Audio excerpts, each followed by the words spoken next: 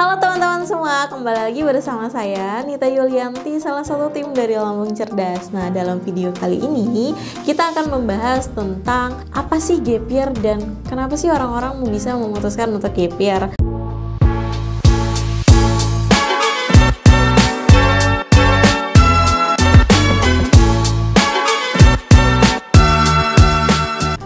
Gap year sebenarnya rugi nggak sih? Nah, seringkali ketika kita lulus SMA, kita sering banget dibingungkan dengan keputusan hal-hal yang mungkin menurut kita bisa membuat diri kita sedih. Yang pertama, seringkali kita ditanyakan dengan orang sekitar ataupun teman-teman, saudara, menanyakan, kamu kuliah di mana? Kamu lulusan apa? Kamu jurusan apa? Kamu semester berapa? Kamu lulus kuliah nggak? Nah, seringkali kita merasakan benak di dalam diri kita itu sedih karena pada dasarnya kita pernah merasakan lah ya proses-proses yang mungkin memang gagal begitu. Karena ketika kita ditanya apa yang membuat kamu memutuskan untuk gap year, itu kita menjelaskannya itu sedih begitu. Nah, selanjutnya ketika kita bertemu dengan orang-orang sekitar ataupun kawan yang memang mereka lulus tuh di kampus impiannya, di jalur masuk kuliahnya, nah kadang kita merasa insecure karena kita nggak lulus gitu. Nah, untuk kamu yang merasakan hal-hal seperti itu nggak boleh sedih ya, jadi harus tetap semangat. Terkadang banyak banget nih untuk teman-teman yang memang gagal di perguruan tinggi negeri dan mereka memutuskan untuk gap year. Keputusan ini sebenarnya salah nggak sih? Nah, balik lagi, ini tergantung dengan faktor ataupun latar belakang dari teman-teman. Jadi untuk teman-teman jangan menjudge orang-orang yang memang memutuskan untuk gap year ya. Karena kita nggak tahu latar belakang mereka, faktor mereka, alasan untuk memutuskan gap year itu sebenarnya seperti apa. Tapi sebelum kita lanjut untuk membahas tentang gap year, teman-teman tahu nggak sih arti atau definisi dari kata gap year? Nah, gap year ini adalah proses yang memang ditunda selama 1-2 tahun ketika kita lulus dari masa sekolah menengah atas atau SMA. Jadi gap year ini sering diputuskan untuk orang-orang yang memang pertama bisa jadi faktor dari gagal di perguruan tinggi negeri ataupun memang mereka punya faktor di finansial. Umumnya gap year ini berlangsung selama 1-2 tahun atau bahkan bisa lebih. Nah, kembali lagi ini tergantung dengan keputusan kamu. Nah, dalam video ini kita masuk ke dalam penjelasan alasan kenapa sih orang memutuskan untuk gap year.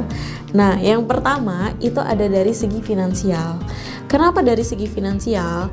Faktanya memang kebanyakan orang gak mau kuliah ataupun siswa-siswi yang memang batal untuk kuliah atau memutuskan untuk gap year itu dengan alasan ekonomi atau latar belakang finansial. Karena yang memang difikirkan adalah pembayaran kuliahnya, UKT, buku, bisa jadi seragam, atau hal-hal kebutuhan lainnya. Ketika kita merasa bahwa kita tidak sanggup dan tidak mempunyai biaya untuk kuliah, maka kita akan memutuskan untuk gap year. Nah, ini tidak berlaku untuk orang-orang yang pengejar beasiswa ya. Nah, yang kedua, ini khusus untuk orang-orang yang memang gagal di perguruan tinggi negeri. Nah, untuk kamu yang mungkin gagal, mungkin kamu pernah merasakan ini ya. Jadi, pada dasarnya ketika kita gagal di jalur masuk kampus pendaftaran, terputuslah di mana kita bahwa kita sepertinya harus berhenti dulu nih setahun untuk menyiapkan diri supaya ke depan atau di proses jalur masuk kampus lainnya itu bisa lebih maksimal. Nah, jadi untuk orang-orang yang mungkin memang gagal, ini menjadi alasan utama mereka untuk menunda atau gap year ketika mereka ingin kuliah. Jadi untuk kamu yang gagal, jangan patah semangat ya, kamu masih punya kesempatan kok untuk bisa kuliah. Nah, yang tiga, ini biasanya untuk orang-orang yang memang mempunyai gangguan ataupun kesehatan mental. Bisa jadi mereka belum siap untuk masuk ke fase yang memang lebih jenjangnya lebih tinggi, seperti mahasiswa tentunya, karena mungkin ada faktor latar belakang ataupun pengalaman-pengalaman yang memang pernah mereka rasakan. Jadi ketika mau memasuki dunia perkuliahan mereka masih belum siap. Nah, itu adalah faktor dari mental ataupun kesehatan. Nah, setelah kita membahas tentang 3 faktor yang menjadi alasan kenapa sih kita memutuskan gap year, nah, dalam video selanjutnya ini kita akan membahas tentang keuntungan dan kelebihan ketika kita memutuskan untuk gap year. Pada dasarnya, gap year ini sebenarnya bukan pilihan yang tepat untuk orang-orang yang memang sudah mempersiapkan masa depan. Tapi dari sisi lain, ada sisi positifnya juga yang memang bisa kita ambil pembelajaran supaya kita ke depan bisa memperbaiki atau melakukan perbaikan selanjutnya. Nah, di sini kita akan membahas tentang kerugian dan keuntungan ketika kita memutuskan untuk gap year. Nah, kita akan membahas dulu nih tentang kerugian ketika kita memutuskan untuk gap year. Yang pertama, kita akan merasa tertinggal. Ya, tentunya untuk teman-teman yang memang sudah memutuskan gap year, kita pasti akan merasa sedih karena kita ditinggal bisa jadi setahun atau 2 tahun dengan rekan seangkatan kita. Mereka sudah kuliah dan sementara kita masih belum di posisi seperti mereka. Tapi nggak apa-apa, untuk teman-teman yang memutuskan itu, kita bisa ambil peluang dari sisi lain, yaitu dengan ambil kesempatan atau magang di tempat-tempat yang memang bisa mengisi waktu luang kita. Yang kedua, itu tidak siap dalam hal proses pembelajaran formal. Nah, untuk teman-teman yang pastinya memutuskan gap year, pastinya ada rasa ketidaksiapan ataupun ketidakfokusan kembali untuk proses pembelajaran formal tersebut, sehingga rasa untuk masuk atau daftar kuliah lagi itu sudah berkurang begitu, minat untuk kuliahnya, karena ketika kita sudah gap year, untuk fokus di titik tujuan kita awalnya itu mungkin sudah menurun. Nah, yang ketiga, ini adalah tekanan sosial yang memang tinggi. Biasanya untuk teman-teman nih yang sudah memutuskan gap year, biasanya sering kali dapat judge bahwa orang yang tidak kuliah itu adalah orang yang memang tidak punya pengalaman atau pengetahuan yang lebih dari untuk orang-orang yang memang sudah berkuliah. Jadi ketika kita sudah memutuskan gap year, biasanya kita kena mental nih. Jadi sosialnya itu sudah menurun, jiwa sosialnya sudah tidak ada, berkurang, dan pada akhirnya lebih ke introvert sih. Nah, jadi biasanya ini berlaku untuk orang-orang yang memang sudah terkena tekanan sosial begitu. Nah, yang keempat yaitu membuang waktu. Jadi untuk teman-teman yang mungkin memutuskan gap year, ini bisa jadi hal yang merugikan untuk kita, karena pada dasarnya ketika kita gap year, kita akan menunda semester ataupun menunda perkuliahan, sementara teman-teman lain itu sudah wisuda mungkin dan kita baru mau daftar kuliah. Sementara kan itu masuk ke dalam kategori membuang waktu. Jadi untuk teman-teman kalau bisa jangan gap year ya. Nah, setelah kita membahas tentang kerugian gap year, sebenarnya gap year ini kita bisa ambil dari sisi positifnya juga loh. Kenapa? Karena dari sisi luang waktunya kita bisa untuk fokus mengembangkan diri kita mencari pengalaman, kita mencari relasi, atau kita bisa sambil kerja, sehingga ketika kita belum masuk ke dalam dunia perkuliahan kita sudah mendapatkan penghasilan. Nah, ini kita bahas dari sisi menguntungkannya. Sebenarnya apa aja sih yang menguntungkan ketika kita memutuskan untuk gap year? Yang pertama yaitu menemukan pilihan yang paling baik. Karena pada dasarnya ketika kita sudah memutuskan gap year, kita sudah mempunyai waktu luang dan kita belajar dari pengalaman-pengalaman sebelumnya. Jadi ketika kita menentukan jurusan, kampus, itu kita bisa menentukan yang paling baik berdasarkan dari pengalaman-pengalaman sebelumnya. Yang kedua, kamu akan mendapat pengalaman kerja. Nah, khusus untuk teman-teman yang memutuskan gap year dan langsung ambil alih untuk bekerja, sebenarnya dari sisi positifnya juga loh. Jadi teman-teman sudah ada pengalaman nih untuk bisa bekerja dan ambil soft skill tertentu yang memang sesuai dengan bidang teman-teman. Bahkan teman-teman sudah dapat penghasilan juga loh. Nah, yang ketiga itu membuka pandangan atau menambah wawasan. Ini tidak hanya didapatkan oleh di bangku mahasiswa juga loh. Sebenarnya kita gap year juga berhak kok untuk mendapatkannya, karena ketika kita bisa dan kita produktif setiap harinya, kita bisa menambah relasi, menambah pengetahuan, dan kita juga bisa mengembangkan diri kita. Jadi jangan batasi diri kita untuk bertemu dengan orang-orang. Ambil peluang jika ada kesempatan, terus diambil dan kita terus berproses untuk belajar. Nah, yang keempat itu mendapatkan waktu untuk introspeksi diri.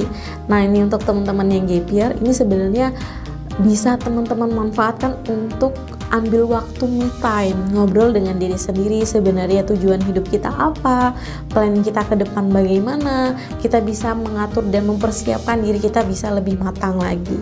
Jadi untuk teman-teman yang memutuskan gap year, coba ambil dari sisi positifnya juga, begitu. Ketika teman-teman ada waktu, coba ngobrol dengan diri sendiri, sebenarnya hidup kita ini mau dibawa kemana.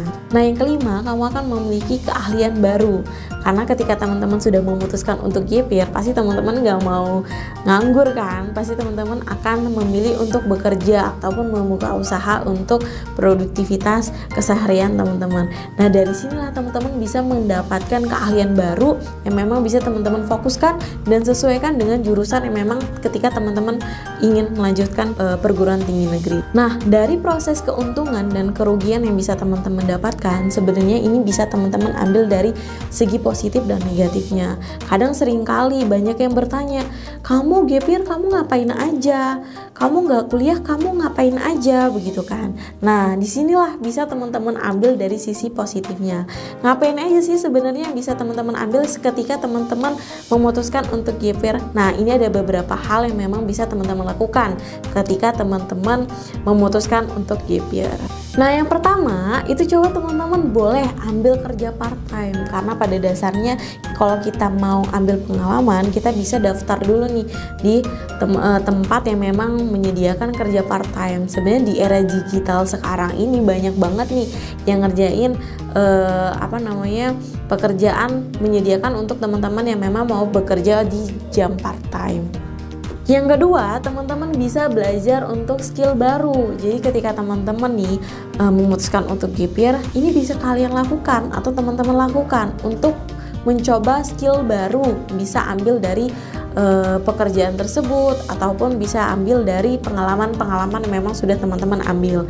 Jadi ketika sudah diambil, kita akan mendapatkan skill baru tersebut. Nah yang ketiga, kamu bisa menyalurkan hobi. Nah ketika kita memutuskan untuk gap year nih, untuk teman-teman bisa melakukan aktivitas, mungkin hobi teman-teman bermain musik, bisa teman-teman isi dengan waktu luang, teman-teman mengisi di sebuah event ataupun acara-acara tertentu. Nah yang keempat, itu coba teman-teman ikut bimbingan belajar. Nah ketika teman-teman memutuskan untuk melanjutkan ke dunia perkuliahan, bisa nih ambil kesempatan untuk mempersiapkan lebih matang lagi. Jadi ketika teman-teman mau daftar kuliah, itu bisa lebih pede dan bisa lebih yakin untuk daftar. Dan ketika sudah bimbingan belajar, teman-teman bisa ambil kesempatan peluang untuk mengerjakan soal-soal. Jadi kesempatan ini bisa teman-teman lakukan ketika sudah memutuskan gap year. Nah, jadi kesimpulannya untuk teman-teman yang memutuskan gap year nggak boleh sedih. Kalau misalkan teman-teman masih menunda 1-2 tahun, teman-teman masih punya kesempatan kok untuk kuliah dan ada faktor ekonomi ataupun finansial, teman-teman masih bisa daftar kok untuk jalur beasiswa.